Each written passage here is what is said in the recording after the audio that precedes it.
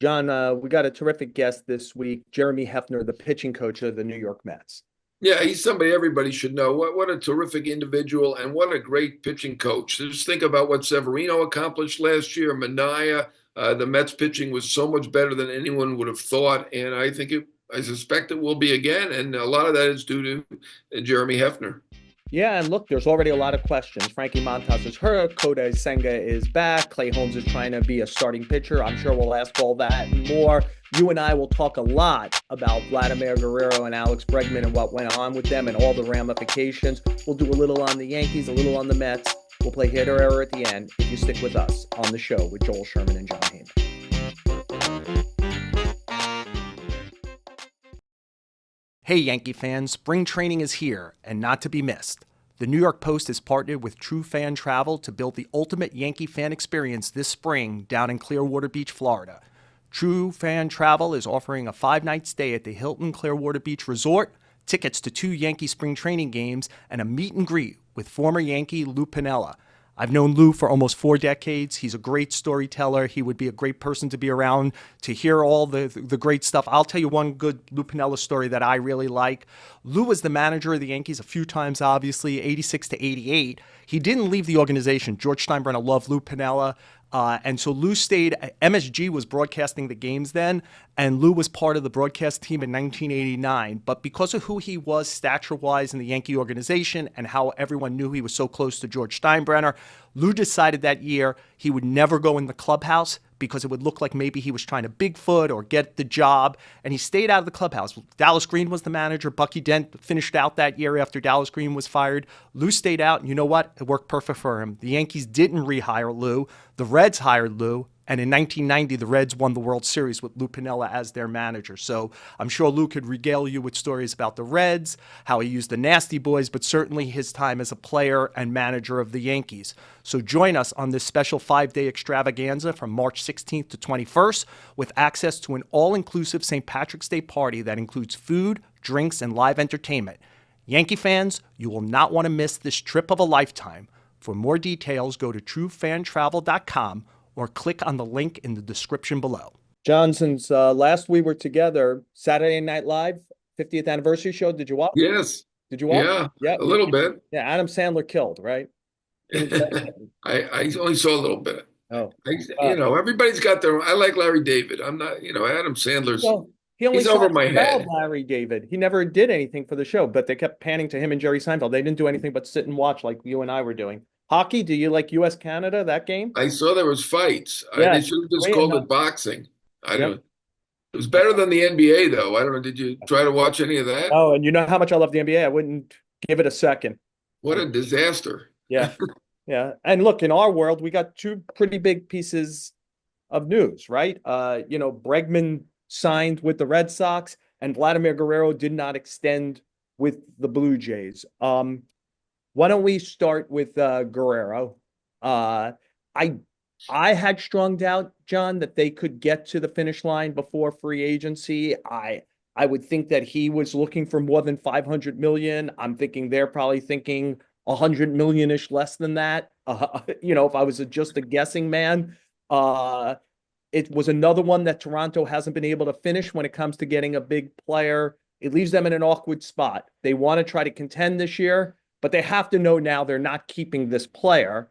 And that means if they're not in it on July 31st, they have to trade this player. What'd you think about how it all played out? Yeah, we can't be shocked. A year to go, a superstar player. I think you're right. I think 500 million is what they're shooting at least. That Soto contract changed the equation for superstars. At this point, I kind of get why you don't give somebody 500 million. So I'll give him a pass on that. But I don't know what happened the last several years. I mean, he was up and down a little bit, so maybe they had some doubts at some points, but they seem to always be a little bit behind. I think that the Devers deal of 313 million, he was in the news again this week. Yes, we will get to it, If they John. had We will get to it. yeah, if they had done that a year ago, maybe that would have gotten it done. So, they misplayed it. I don't think there's any other way to look at it. I mean, this year at this point, would you give them 500 million? That's a tough one. I'm not going to blame them for that, but I think they waited too long. Yeah. Yeah. Not being able to get this done.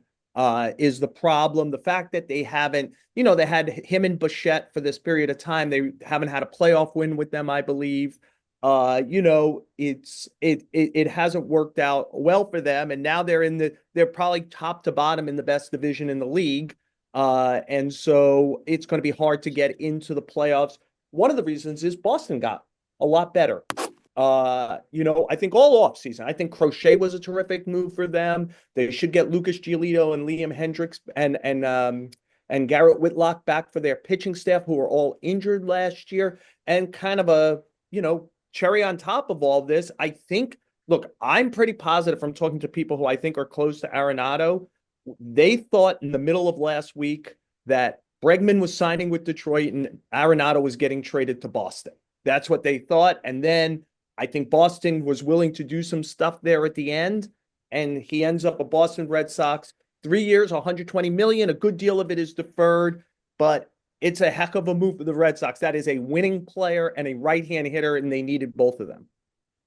Great move for the Red Sox. And, if they can't move Devers off of third base, we'll see how this plays out. But Bregman could play second. Tell me what they were going to do with Arenado if Devers is telling them I'm not moving, right?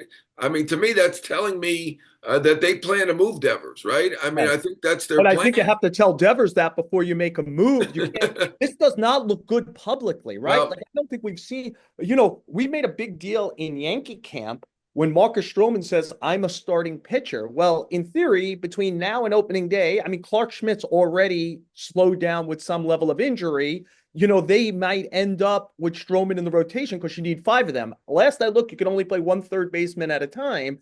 I understand you probably don't want to go to Devers pre and say, hey, would you be willing? And then it doesn't happen, and he's pissed at you that you even asked for it. But for him to go public in one way and Cora to go public in another way, where he's saying, well, that promise was made when Chaim Bloom was in charge of baseball operations. Well, it's still the Boston Red Sox. The promise was made to Devers. He was the third baseman. To me, this feels like before everything got public, they needed to work it out.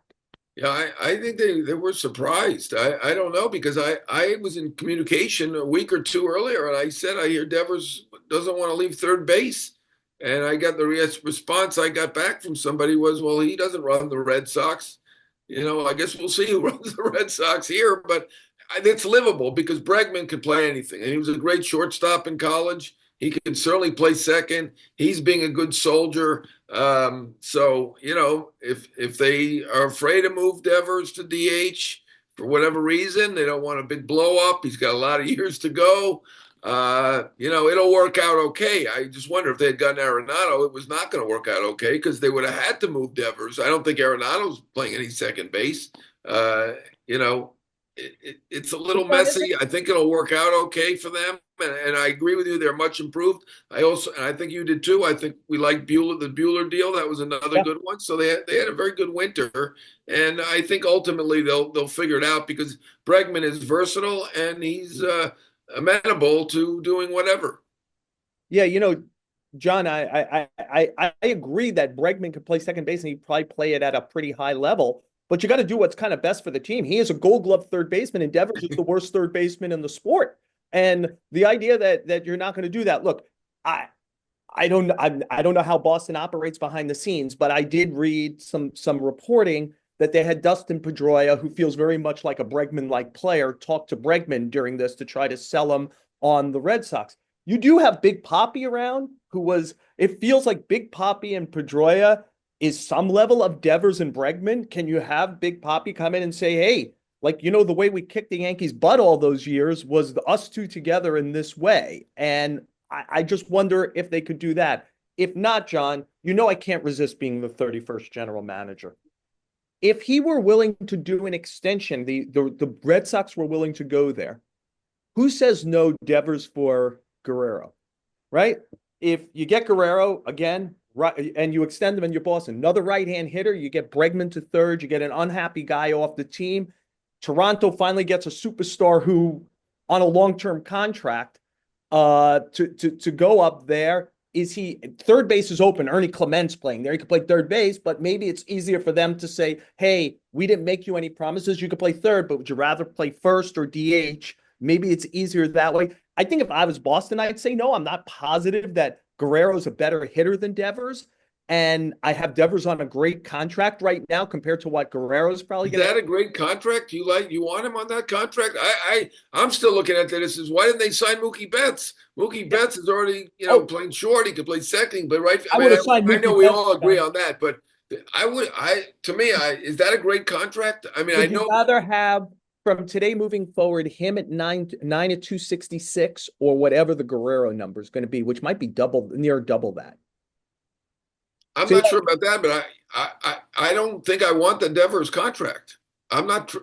but if I'm you could not. have Devers or If Guerrero, I'm Toronto, I'm not. I think Devers is not tradable at this moment because he's malcontent. I mean, maybe he'll be happier somewhere else, but and I don't know if they can even trade him. I mean, he may have a no trade. I'm So assuming he does. And by yeah, the way, he's likely to have one. nothing stops the sweep of this for all the crazy aggregator sites. I was making up a trade. Yeah, I got you. Yeah, I mean, I've Listen, seen that I was throwing it speculation, out and of I get it to asking, a you know, degree, the but field. Like, I who don't says think. no? Who says no there? Well, if I wouldn't take Devers. You wouldn't take Devers. That's me. I'm saying no. I don't know. I don't know what Toronto would So, do. so you and I disagree because I would rather if they made the same as that amount of money, I would take Guerrero.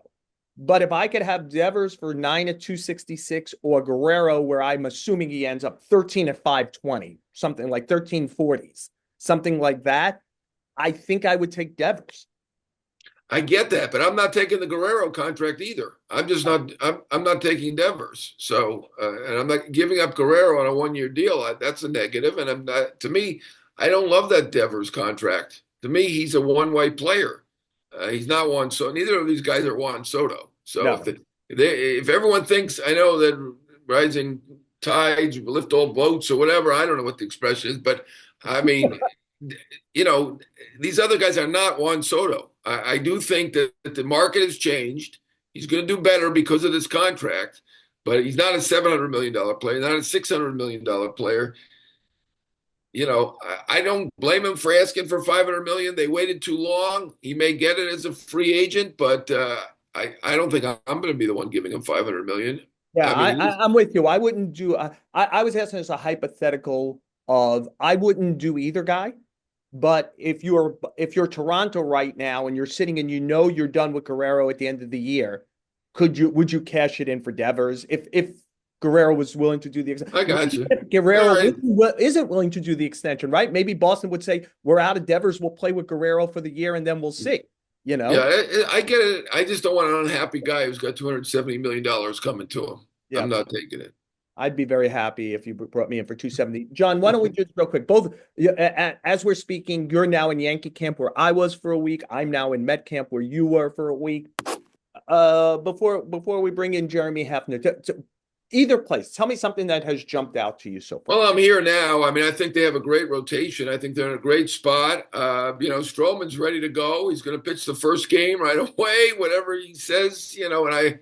We have a kind of a double standard here because we're not too happy with Devers saying that. But Stroman's a different thing. He's going to end up pitching. In the end, he'll be okay, and he doesn't have $270 million to go. So I don't look at that as a major negative at this moment. I'm worried about Stanton. Who's going to be the leadoff hitter is interesting. I think Jazz would volunteer for it if they asked him, but could be anybody. I think Boone said 6 or 7 guys. It'll be interesting to see how the Martian does in left field. I know he was fine in center in the minors, but left field is an adjustment, as we saw last year. Third base, still a big question. I know LeMahieu's getting a lot of ink. He's getting the back page. He's all over the place. I mean, he had a negative 1.6 WAR last year. Is he really the third baseman? I mean, is that who you bet on? I kind of think one of the other guys is more likely to get more playing time. I mean, he's had a great career, but he hasn't played for 2 years, really, basically. So there are questions here, but they do have the best rotation in their league. It's really not better than the Dodgers. The best rotation in their league. I think they pivoted well. I think they have a very good team, and they're the favorite in the American League, despite all of my questions. Yeah, I would think by the end of the season, the player who has the most third base at bats for the Yankees isn't on the Yankees right now. I would assume. Uh, but John, if I were going to make a thought about the first 10 days or so I've been down here in Florida, I watched Juan Soto in live batting practice today. Like every once in a while, you do have to step back and go, oh, Juan Soto's a Met, and look at that, and what a thing that is. And there was a little give and take in 2025. This is now a diss track, I guess. Juan Soto said, I think the best team moving forward is the Mets. That's why I'm here. And Aaron Judge said, well, I disagree with him, and somehow that got elevated. By the way, Juan Soto already made the loudest statement that is going to be made about the Yankee Met New York thing.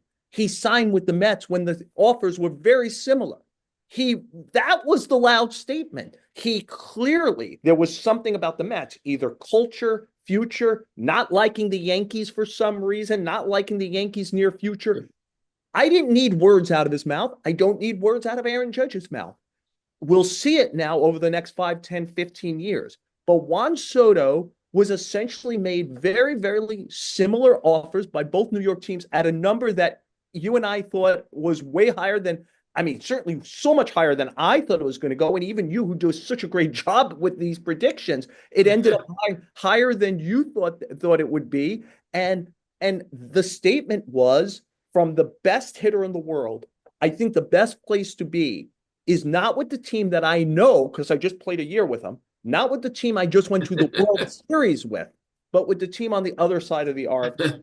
Well, the statement came when he signed, and you're absolutely right. I actually had it at 6:30. You're absolutely right, and I'm glad you said it. It really is not about the money. That was the Yankees' initial public reaction. Well, of course he went. It was more money. It's not. It's 765 to 760. I mean, if he had said to the Yankees, "Would you give me the 765? I'll come there," they would have said yes. So it's not the money in the end. I mean, that's a pittance. I know 5 million is a lot for me and you and most people listening, watching, whatever, but it's less than 1% of this deal. So it's not the money. He saw something in the Mets. He made that statement. The figurative statement of going to the Mets. That's the big statement. What people they say publicly, I take that with a grain of salt. I mean, they say whatever sounds good. But that was the big statement, and we'll see if he's right. I'm here with the Yankees. There are definite questions, but they're still pretty good teams. Yeah, well, I know Juan Soto will help make the Mets offense better. We'll figure out some stuff about their pitching and what's coming with the pitching coach, Jeremy Hefner, who joins us next on the show with Joel Sherman and Jon Heyman.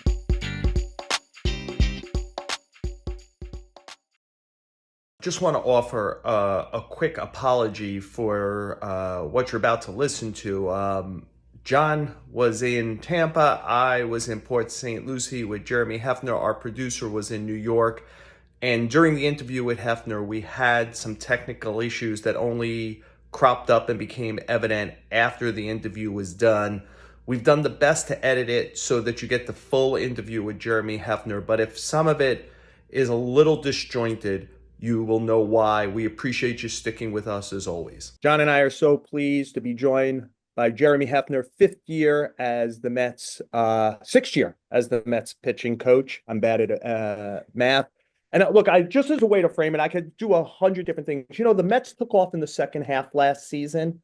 One of the reasons was the pitching was so much better than the first half. It just got better and better as the year. Just one thing. The pitching ERA 22nd in the major leagues first half, 8th in the second half, starting pitching 20th in the first half. If you saw Manaea, Peterson down the stretch, 5th in the second. To think that our guest Jeremy Hefner didn't have anything to do with it, you'd have to be naive. So Jeremy, thank you so much for joining us on the show with Joel Sherman and Jon Heyman. Yeah. Look, you start with a little bad news in camp, right? You lose a starter right away in Frankie Montas. I'm wondering, can you give us an idea what you think his path back to the rotation is and what the loss means?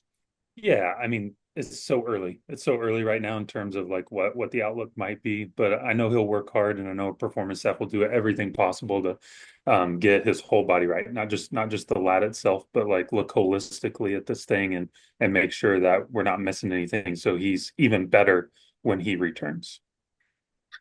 I have a dumb question. I read that the Mets have a great pitching lab. Can you tell me what that means? Does that mean you? Are you the pitching lab, or is there something else I'm not aware of? So I think the best way to describe the pitching lab is all the fine people that we have here, incredibly smart people, way smarter than me. It is an actual place, but I also the place without good people and without smart people is just a room. It's just a room with technology and a bunch of other stuff, and um, yeah, and I think it's a part of it. But it's also like their on-field work and their bullpens and all that stuff. Like, yes, we get in-game biomechanics, but it's nice to get in there and get more detailed biomechanics, and we can make necessary adjustments or drill packages, those types of things. Return to play, guys get hurt, trying to get them back to their norms, provide some value there.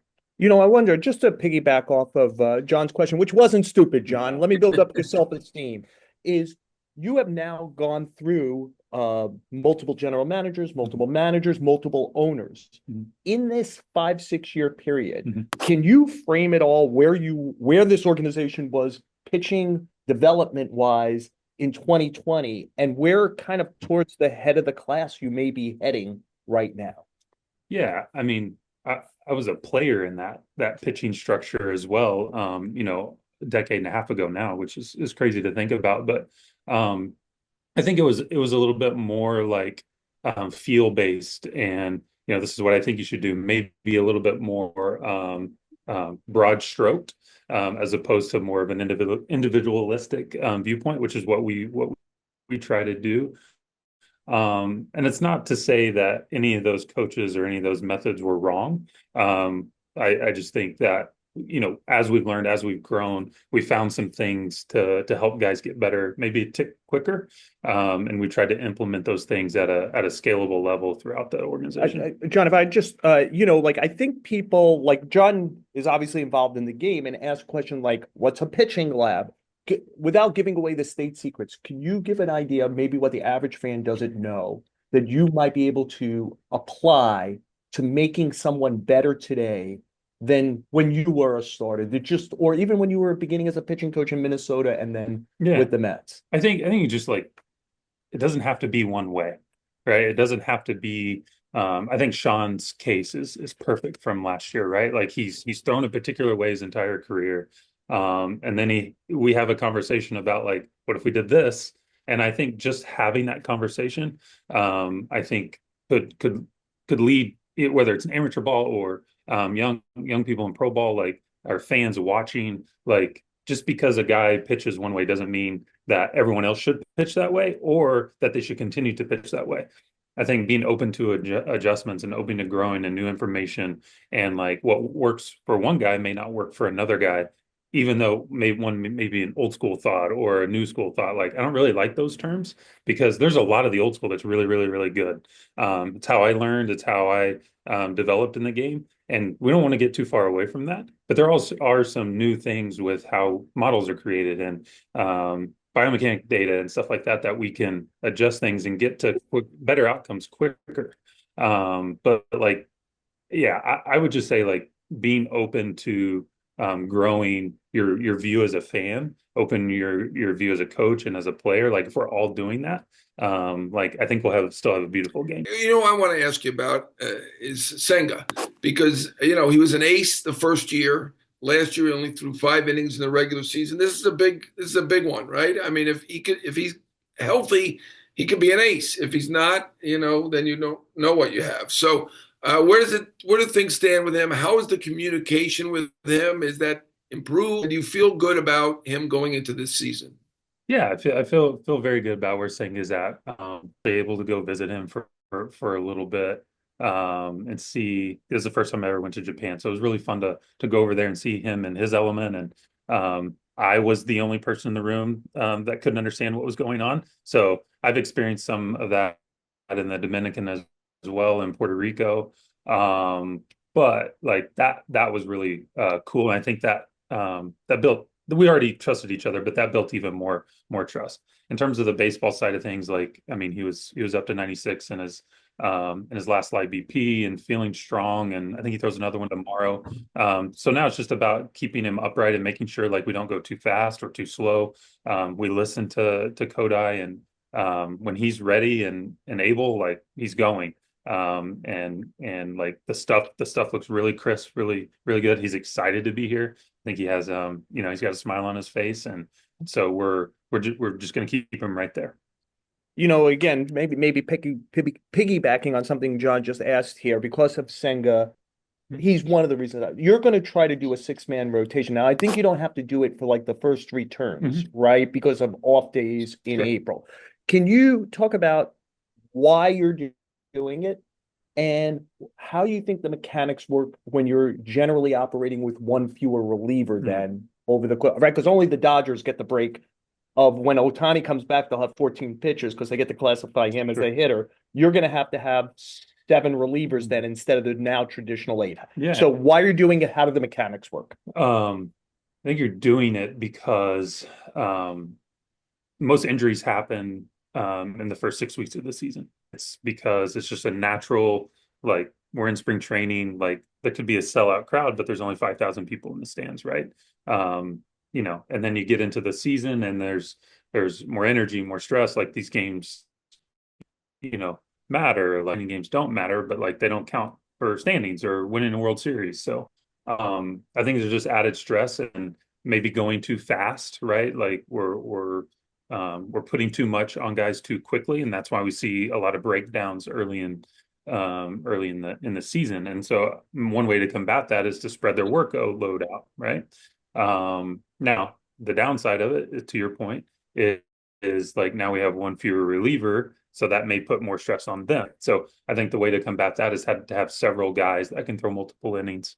In case of the worst case scenario where a guy has a bad day and we got to cover 7 innings out of the bullpen, like you're not burning through all of your high leverage arms in a non-leverage game.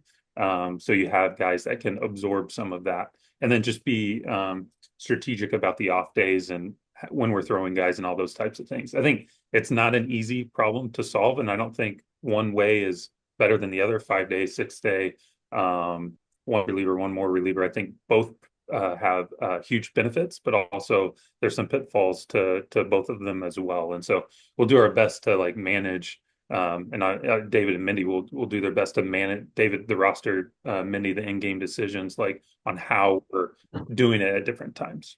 Brandon Sproat, he's your top pitching prospect now, at least on paper. How has he looked to you? I assume he's going to AAA even with the Montas injury. What does he need to do to get up to the major leagues? Brandon just needs to continue what he's doing. He's got a very strong mental game. The pitch package is through the roof. It's high velo. I think he was a fast mover, right? And I think he was just able to throw it by people throughout his career, college, and then his just few months in pro ball, and then got to AAA and got knocked around a little bit, and he realized that he's got to kind of round out his pitch package. You can't just throw it by, like especially AAA, especially the big leagues, and then even more so in the big leagues for sure, and then at some in AAA, you can't just throw it by guys. Like they can time a jet, right? If 100's coming every single time, like they can time that up. And so being able to throw his sweeper, being able to throw his changeup in reverse counts, like all those types of things are just the maturation of a pitcher. Like he just got AAA really fast, so like he's learning all these things, and he will continue to learn what to do and how to do it. And like we'll see him in Queens, I'm sure soon. Certainly can't tell you when that is. Like a lot of it depends on how Brandon continues to develop. But like he certainly looks like a big leaguer, and excited he's in our organization. Jeremy, this might actually blend into things like biomechanics and some modernity. You're trying to turn Clay Holmes into a starter. What do you see from a distance that makes you? We have a little track record right now, right? Ronaldo Lopez, Zach Littell, Michael King, Lugo, Seth Lugo, right? Who was here. What do you have to see? And what does he need to do to bridge that gap from he was a superb reliever for 4 years with the Yankees to become that as a starting pitcher? Yeah, I think strike throwing ability. I think the players want to is a big deal, right? Like from an endurance standpoint, like it's a different toll on the body, right? 100 pitches every 5 or 6 days versus 15 to 25 pitches maybe 3 times week, maybe 4 times. He handle that. And then also like his pitch mix, his pitch package, like you're instead of going 3 or 4 batters, now you're going 1, 2, 3 times through the order, right? So like what pitches can he get the offhand out with? What pitches can he get the same hand out with? And I think like Clay had started to check some of these boxes off in the offseason, even before we signed him. He'd already started to want to start. And so he'd already started training his body to start. He'd started his kind of throwing program a little sooner than he had previously to have a longer on ramp to starting. And then, we've done some work with some of his pitches, like the changeup. He's told me that he had it in his back pocket last year, but never really had to use it. That pitch is looking outstanding. We're working on a little cutter as well. It may not be a little one, maybe a really good one. Time will tell. And then what he used as a closer reliever, like works very well as a starter as well. Maybe we don't see the high in velo. Maybe we do. I think like his body and time will tell whether he can, sit 96, 97. It's going to be hard to do, I think. But I'm certainly not going to limit him. We'll see as we go. It's kind of a learning thing. And I think it's true with Lugo and with all the guys that have done this. Like it's a little bit of learning as we go to see how their bodies are responding to the different stressors. I'm sure the news of Montas had to be disappointing. I don't know. I didn't see him after he came off the mound or after that at all. I'm just wondering if you did and spoken to him since maybe and what his reaction is. And then this is an opportunity for Canning, McGill, Blackburn. Where do they stand right now? I assume one of them is probably going to have a chance to really be in the rotation. At least one of them probably. Yeah, I think it's kind of similar to what happened last year with Senga. It was about the same timing as well when we learned of Senga's news. And so Mindy does a really good job of keeping our eyes forward, not only the players, but the staff as well, not just coaches, but the entire support group.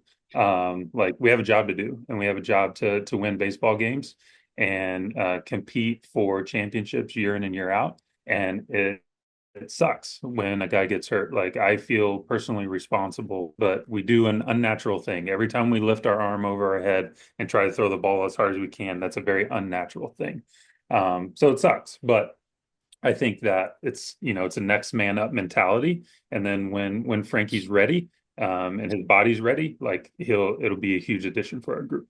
You piqued my curiosity when you mentioned Seth Lugo's name. Is there, in retrospect, some learning about a missed opportunity, or is there something today because you didn't maybe see it in Seth Lugo, or maybe you did and the organization didn't see it? I don't know what the combination was, but is there some growth there that opens you up to, I think Clay Holmes could do it? And by the way, as I'm watching, guys, these 2 guys are free agents next year. I think those 2 relief pitchers could do it also. Seth wanted to be a starter. It wasn't like he legitimately knew he could do this. Like he fully believed he could do the things that he's doing in Kansas City. It's not that I didn't believe him. It was just one of those things, like he's so good in the bullpen in terms of like bridging from the starter to Edwin. Like if you had 2 innings from that guy, like that was extremely valuable for us, right?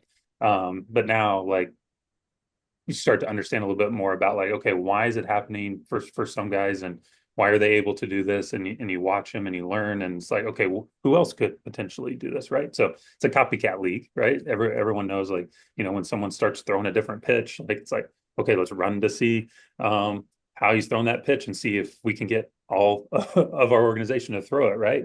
And so it opens your mind to what other guys could kind of fit in this role, and then if we do move into that role, like who would fill in the bullpen, and then because you're leaving a gap there, right? And so I think that's some with Seth is like we felt like so it was so comfortable for us to leave him in that role because we knew the 6th, 7th, 7th, 8th was like locked down, much like we thought Edwin, especially in 22, right? Much like Edwin was locked down in the 9th. Like we felt like we get to the 5th or 6th inning, like the game was over. And that's a very comforting feeling. It's like, why would we move him out of that? And also, like, I don't know if he ever had, and it's not Seth's fault, but like he was surrounded by Matz and Syndergaard and DeGrom and like all these guys over and over and over again. And so it really had the runway to guys were viewed as like, and rightfully so, upper echelon guys. Amazing that Lugo and Wheeler turned out to be the healthy, long-running guys of that group. Yeah, kudos to them. Yeah. Yeah, you never know. And of the other hopefuls, has anyone stepped forward? I know it's early, but what do you see from McGill, Blackburn, Canning, anybody else? I mean, is Budo's going to be a reliever, right? We've decided that, I think. So Canning, McGill, and Blackburn are the main hopefuls for the rotation. With McGill, like he expects a lot out of himself, and we're going to hold his feet to the fire and make sure that he's being the best version of himself every time out. I think Griff's super exciting. Like, have always liked him from afar. Obviously, he's on the other coast, other league, so I don't get to see him as much as maybe some of the other guys. But we feel like there's some untapped potential, and we started to attack some of those holes. Yeah, and a lot of times, like you have ideas and thoughts, and you try different things, and like it doesn't look super sexy to begin with, and then like the player gets confidence, like you're starting to get some hitter feedback, and like, that's where it's so early. Like you're throwing bullpens and you're throwing live BPs, and like there's no fans, no defense, so like it's really hard to get a true view of like how these pitches are progressing from like the final lever. Like we can see on the track, man, and like we can get movement and all that stuff, but like, what's it actually look like when the lights come on? Like we'll start seeing next week when we start games. Someone else you mentioned now in an answer, Edwin Diaz. Yeah. Obviously, best reliever in baseball, freak injury, missed the season. Last year, good, but not that great guy. Mhm. Where is he towards 23, right? 22, 22. Yep. when he was great. Can he get back there? Mhm. If so, how and when? Yeah. Yes. Definitely can get back there. I think he showed flashes. I think like he has a clear plan on what he's trying to do to attack some of the things that maybe got him in trouble a little bit last year.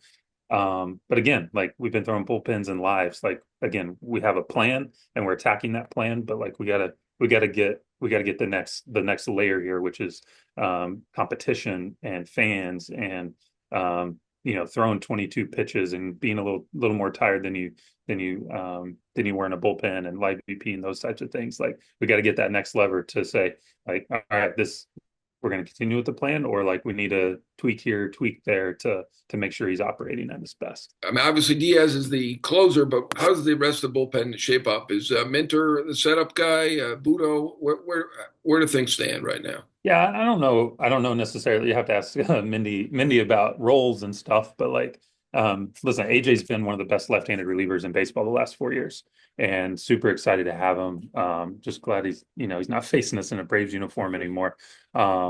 I've always, again, another guy I've always liked from afar, and now getting to work with him a little bit. It makes sense why he's been able to have the success he's had. Yeah, Stanek's in a really good spot. Obviously, like he pitched very, very high leverage for us into our deep run last year, and excited to have him back. Reed Garrett's in a good spot. Danny Young's in a good spot. Who am I missing? I feel like Nunez. Nunez. Obviously he's had the injuries last year. He's on a little bit of a progression to make sure that we're appropriately we're doing things right for him and his health and his career, which we do with all of our guys, but we're paying close attention to him just because he was so special last year, and we don't want to do anything to really mess him up. Budo's in there.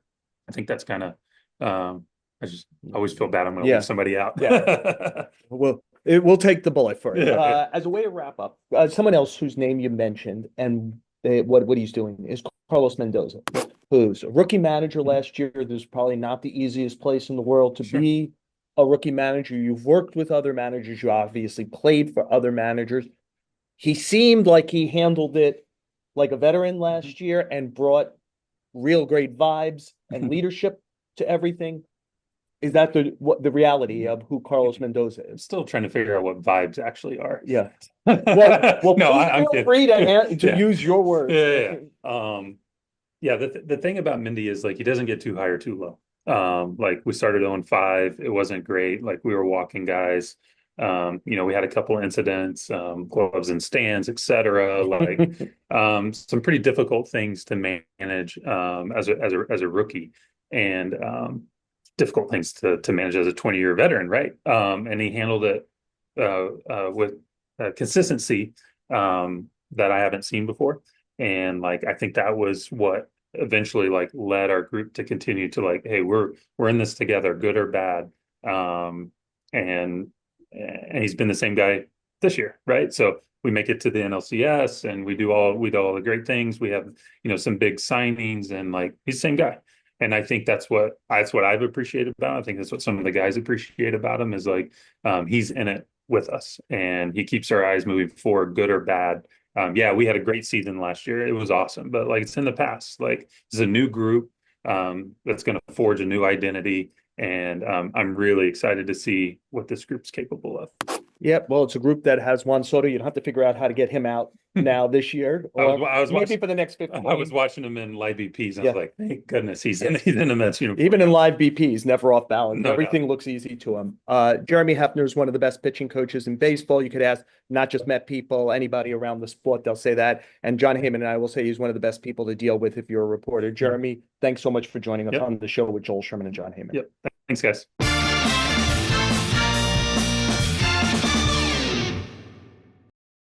John and I, of course, appreciate Jeremy Hefner during spring training sitting down with us to join us. John, hit or error? Well, we mentioned it before, but you said it that Rafael Devers is the worst third baseman in the game. You study the numbers, the metrics better than I do. I didn't know that he's the worst, but he's not among the best. I know that. And, you got to do whatever's best for the team. That's what Bregman said. That's what Bellinger said when he went to center field instead of left field or whatever. That's the right thing to do when you're making $300 million. I hate to sound like a management guy. I'm not. I do like employees. I'm an employee, but because 2 years ago they said you'd be the third baseman for a long time. Would that have held if you made 100 errors last year? I mean, there's some limit to this, right? Yeah, look, I agree with you. It's like I actually have understanding of, say, like Marcus Stroman. Like he was signed as a starter. You know what happened?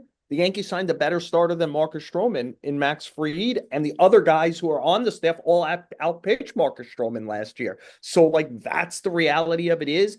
I still assume that Marcus Stroman will be on the team because somebody will get hurt between now and March 27th, and he'll be a starter, or we're going to have an interesting story as we get closer to it. John, for my hit era, I'll give a hit to the NHL for this Four Nations thing. And obviously it peaked with the US-Canada game. And look, the fact that it came on All-Star Weekend for the NBA and hockey overshadowed the NBA is amazing. And look, MLB's All-Star Game is still the one that draws the highest rating. It's still the one where there is at least a little bit of play, but you and I are there every year. Every player has 1 foot in and 1 foot on their private plane to get the hell out of there. By the 5th inning, it's Hunter Green versus Riley Green. And if you're not in Detroit and Cincinnati, you do not care because the starters are pulled. I do think something should be done. Maybe you can't get the Four Nations, but can we make the home run derby, which I think is getting more and more boring every year also? Let's make that like would Aaron Judge compete if it was America, if it was Aaron Judge and Bryce Harper? If Puerto Rico was Francisco Lindor and Carlos Correa, if Cuba was Jorge Soler and Yordan Alvarez, if, the Dominican was Juan Soto and Ellie De La Cruz. Right. And it's a team event. And I think the national pride might get all the guys, Shohei Ohtani and Seiya Suzuki. I think national pride, because not all the best guys are participating anymore. And I think a way to get that Monday night to kind of amp up a little, I think would be good for the sport. Yeah, not bad. I still will defend MLB and say they have the best All-Star game. Yeah, good for hockey. Hockey certainly overshadowed the NBA. I will give the NBA this. They now have a worse All-Star game than the Pro Bowl. I never thought that was possible. Well, the Pro Bowl's down to flag football, so I'm not sure that even that's accurate. Both of them kind of have lost me for sure. John, Tommy Hogan, as always, our producer. This is, again, I say it every week. You and I are flipping around. We're trying to get guests. Tommy's always so cooperative, able to get us up on the air. We appreciate everything Tommy does. Apple, Spotify, wherever you listen to podcasts, please follow us, rate and review. The New York Post sports YouTube page, give us a view. And John, I think by next week at this time, I'll be back home, but then on my way to Arizona at some point. I know you're going out to Arizona. We'll get it all. We'll keep doing the show. I hope everyone keeps watching and listening on the show with Joel Sherman and Jon Heyman.